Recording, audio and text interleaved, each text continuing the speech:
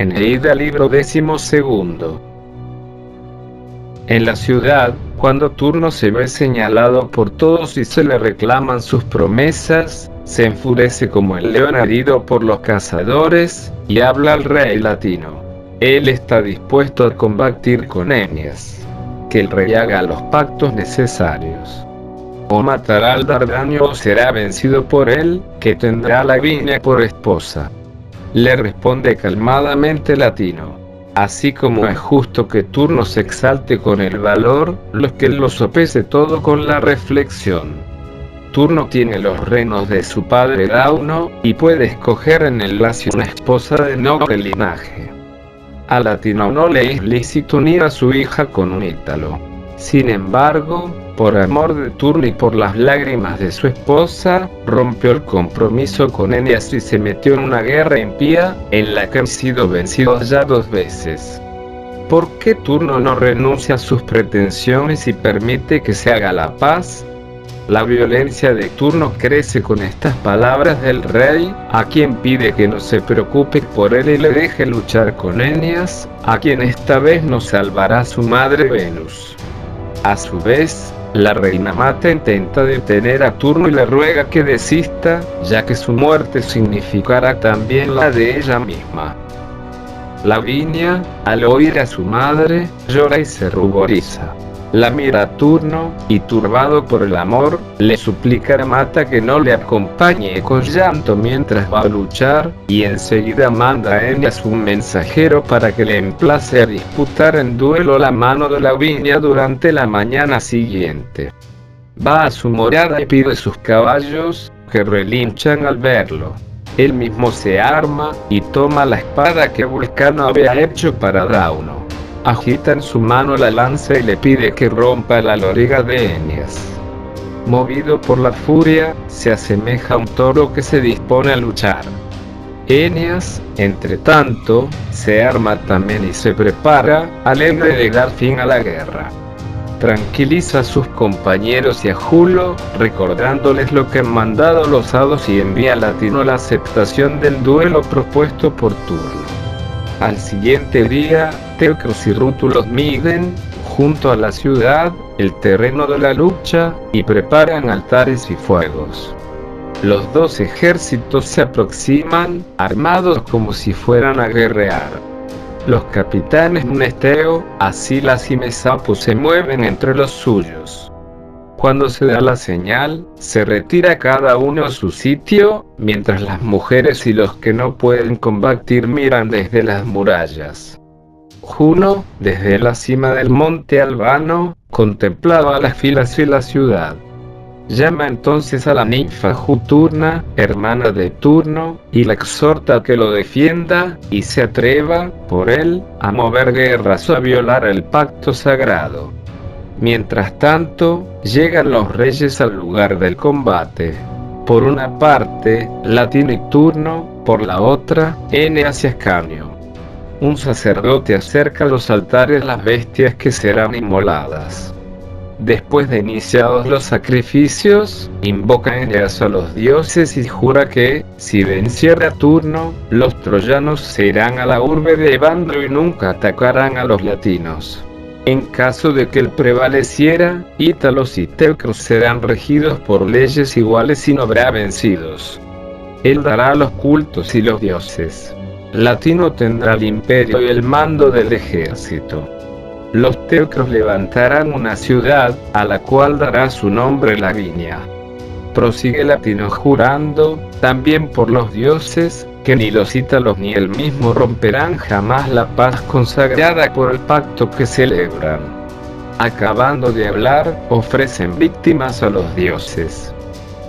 En verdad, la batalla que va a iniciarse parece desigual a los rútulos. Y más cuando ven acercarse a Turno, marchito y pálido.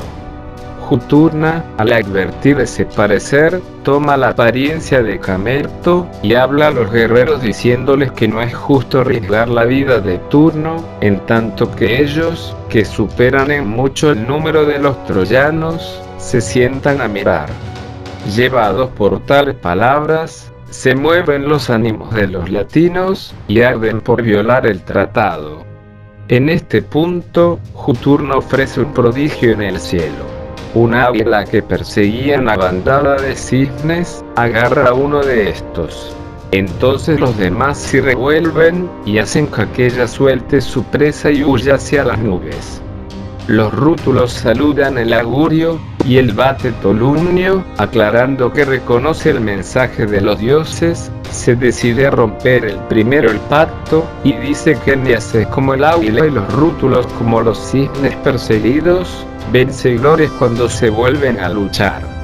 Enseguida avanzó y arrojó una lanza que fue a herir a uno de los 9 hijos de Gilipo. Los restantes, incendiados por el dolor, arremeten a su vez con espadas y dardos. Corren contra ellos los laurentes. Se desbordan troyanos, agilinos y árcades, y la lucha se mezcla. Volteadas las aras, Latino huye entre la tempestad de dardos, llevándose a sus dioses ultrajados. Otros suben a los carros o a los caballos, con la espada en la mano. Entonces Mesapo derriba a Oleste sobre el fuego de los altares y lo traspasa con su lanza. Los ítalos despojan el cadáver aún caliente. Corineo, después de quemar con un tizón la cara del buzo, lo mata con la espada. Podaliro vence a Alzo con la espada, y éste le parte la cabeza con un hacha. Mas el piadoso Eneas, inerme, pedía que el combate cesara y se le dejara él solo y a turno, de acuerdo con las condiciones establecidas. Entonces una flecha, que nadie supo nunca quién disparó, vino a clavarse en su carne. Turno recobra la esperanza cuando ve que Eneas se retira del campo. Pide caballos y armas, sube a su carro y se entrega a nuevas matanzas. Como Marte moviendo guerras, lleva el rútulo a su carro entre cuerpos caídos y sangre. Mata a Esténelo, a Tamiro y a Folo, a Glauco y a Lades, hijos de Imbraso. En otra parte combate Húmedes, hijo de aquel Dolón que aspiró a recibir los caballos de Aquiles como premio de una hazaña. Turno lo hiere de lejos con un dardo. Lo alcanza luego y le mete la espada en la garganta, diciéndole que ya es suya la tierra y tal la que buscaba. Le envía como compañeros a Asbute, Clóreo, Sibaricidares, y también a Tersiloco y Timetes.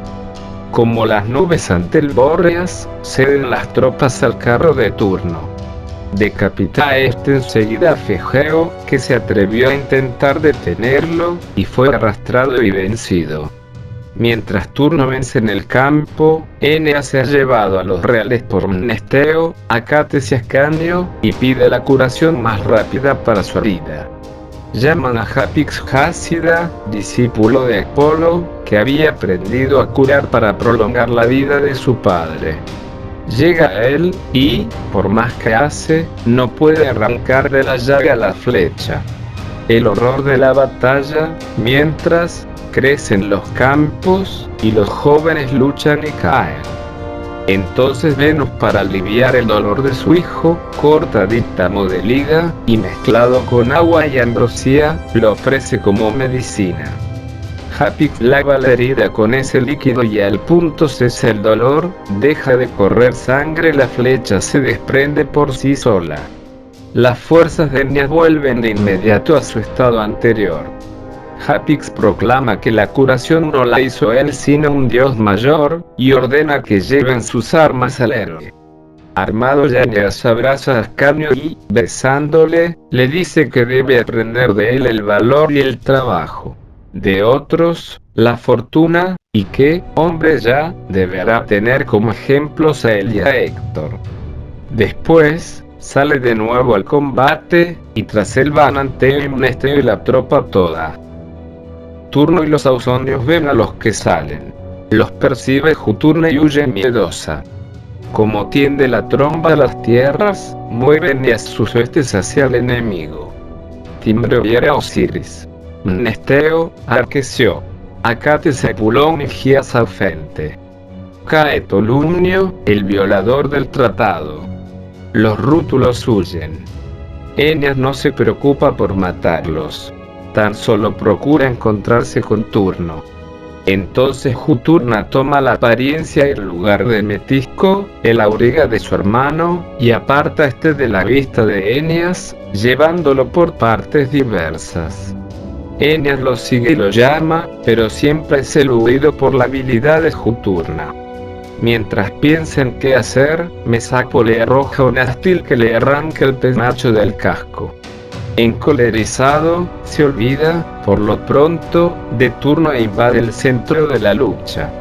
A manos de Turno y de Eneas mueren muchos de aquellos pueblos combatientes, que un día habrían de estar en paz inmutable.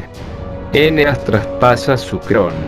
Turno decapita a Ámico y a Diores, y cuelga del carro sus cabezas. Eneas envía la muerte a Talo, Tanes y Setego y Omites. Turno, a los hermanos Licios y el arca de Menetes. Como el fuego o como el torrente, ambos devastan su camino. Eneas mata a Murrano. Hiere Turno a Hilo en las sienes. No salvó su diestra a Creteo de la furia de Turno, ni su dios es Acupenco de la fuerza de Eneas. Y muere Olo a manos de Turno. Todos, los latinos, los troyanos, los etruscos, los árcades, se enfrentan en vasta lucha, llevados por sus jefes. Venus, en esa hora, infundió en su hijo el pensamiento de atacar la ciudad, a la que él ve tranquila e inmune. Al instante llama a Mnesteo, Sergesto y Seresto, y sube a una altura desde donde arenga a los teucros que se reúnen para oírlo. Ya que Turno se niega a combatir con él, es preciso acabar la guerra destruyendo la ciudad de Laurento. Atacan exaltados los teucros. Surgen de súbito escalas y fuego. Combaten unos cuerpo a cuerpo con los defensores de las puertas, otros arrojan flechas contra quienes guardan las murallas. Eneas acusa a Latino de haber violado 2 veces lo pactado con él y afirma que él se ve obligado a luchar. Tiemblan los ciudadanos sitiados, y mientras unos quieren rendirse, se disponen a defenderse los otros, y todos se revuelven como las abejas cuando el pastor colma de humo la colmena. Sucede a los latinos una nueva desgracia. La reina Mata, al ver el campo sin filas rútulas y la ciudad asaltada, pensó que Turno había muerto, y se ahorcó colgándose de una viga. Las mujeres, Lavinia la primera, lanzan grandes gemidos. La noticia vuela por la ciudad. Latino se cubre de polvo la cabeza. Entre tanto Turno, desanimado, persigue a los pocos que andan por el campo. Oye el clamor de la ciudad confusa, y se pregunta lo que en ella ocurrirá. Juturna pretende distraerlo todavía, apartándolo del combate principal. Le responde Turno diciéndole que la reconoció desde el principio, y así la siguió, pero que ha visto caer a los más queridos de los suyos, y ahora la ciudad está en peligro.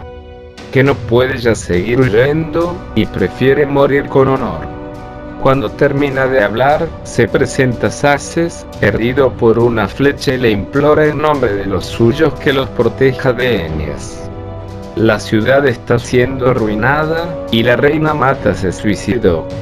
Mesapo y Atina sustentan la resistencia, en tanto que Turno mueve el carro en los campos vacíos. Se turba un instante, por el pudor, el luto y la locura, el príncipe Rútulo. En cuanto vuelve a la razón, se vuelve a las murallas, y ve arder una torre de defensa que él mismo había construido. Reconoce que vencen los hados, y que no le queda más que morir combatiendo con Eneas. Entonces se precipita hacia la ciudad, y pide que cesen de luchar, y le dejen cumplir lo pactado. Todos se apartan y le hacen espacio. Eneas se alegra al oírlo, y abandona de inmediato el sitio de la ciudad. Ellos, después de haberse arrojado las lanzas, se atacan con la espada. Luchan como 2 toros enfurecidos, que se disputan la primacía del rebaño. Chocan sus escudos, y el fragor sube al cielo. Mientras, Júpiter coloca la suerte de ambos en los platos de su balanza. Turno da a Eneas un golpe de espada. Esta, al chocar con las armas de aquel, se quiebra. Al verse inerme, Turno huye rápido. Cuentan que cuando Turno entró al combate, tomó por error, en vez de la espada de su padre, la del auriga Metisco. El arma había bastado para herir a los teucros, pero se trizó como hielo al tocar las armas hechas por Vulcano. Huye Turno enloquecido entre los teucros, el pantano y los muros de la ciudad. Eneas lo sigue muy de cerca, a pesar de que lo retarda la herida que recibió, al modo del perro de Umbria que acosa al ciervo y no logra alcanzarlo.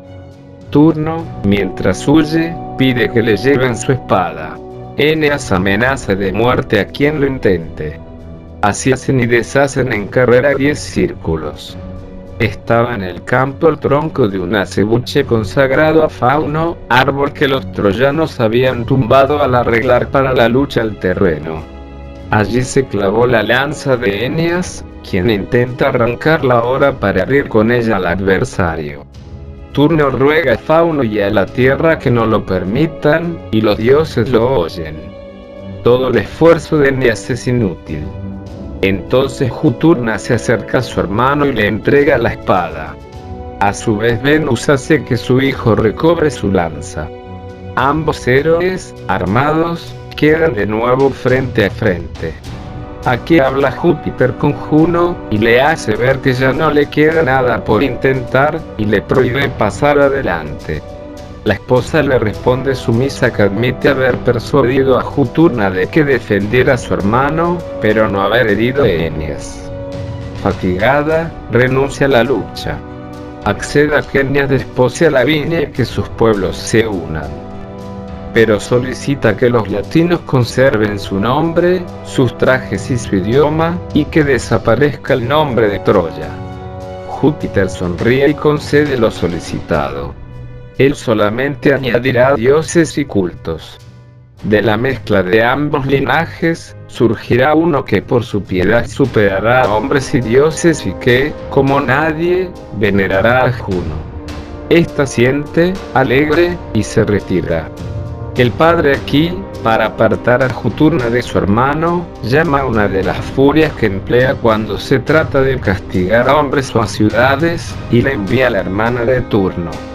La furia al llegar toma la forma de un pájaro y bate las alas junto al rostro y contra el escudo del rútulo, que cae aterrado. Cuando Juturna la reconoce, comprende que nada puede hacer ya, y, maldiciendo su inmortalidad que le impide acompañar a su hermano a las sombras, se sumerge gimiendo en lo hondo del río. Eneas blande la lanza, y desafía a Turno a luchar. Este responde que no lo aterra él, lo aterran los dioses adversos. Trata inútilmente de arrojar contra Eneas un peñasco enorme, y se da cuenta de que ha perdido las fuerzas. Se desmaya como en una pesadilla, y se ve débil y abandonado. Eneas busca el punto en que debe herir, y contra él lanza el dardo con todo su poder. El arma abre la loriga y el clípeo del enemigo, y se le hunde en el muslo. Turno cae a tierra, y gimen los rútulos correados por los ecos. Humilde, se da por vencido, y ruega a Eneas que lo perdone. El héroe está a punto de ceder, cuando ve en el hombro de su adversario el talí de Palante. Entonces, incendiado por el recuerdo del dolor, mete la espada en el pecho de Turno. Gime el alma de este y huye, indignada, a esconderse bajo las sombras.